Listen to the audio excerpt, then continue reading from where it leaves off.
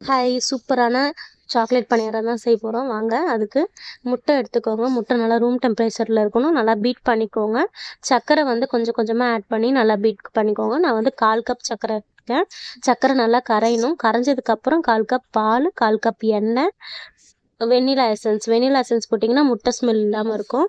நல்லா கலந்து விட்டுக்கோங்க. கலந்ததுக்கப்புறம் எல்லாமே ஈவனாக கலந்ததுக்கப்புறம் கோகோ பவுடர் ஆட் பண்ணிக்கோங்க. 1/4 கப் எடுத்திருக்கேன் நான். கோகோ பவுடர் கலந்ததுக்கப்புறம் 1/2 கப் மைதா மாவு எடுத்திருக்கேன். மைதா மாவு மொத்தமாக போடாதீங்க. கொஞ்சம் கொஞ்சமாக ஆட் பண்ணி நல்லா இந்த விஸ்க் வச்சு கலந்து விட்டுக்கோங்க.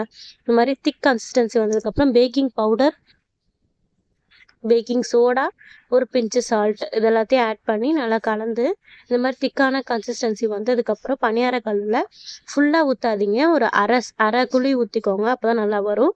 ஒரு தட்டு போட்டு மூடி ஒரு 5 மினிட்ஸ் வச்சுட்டு இந்த மாதிரி திருப்பினீங்கன்னா சூப்பராக சாஃப்டாக வந்துடும். கண்டிப்பாக ட்ரை பண்ணி பாருங்கள்.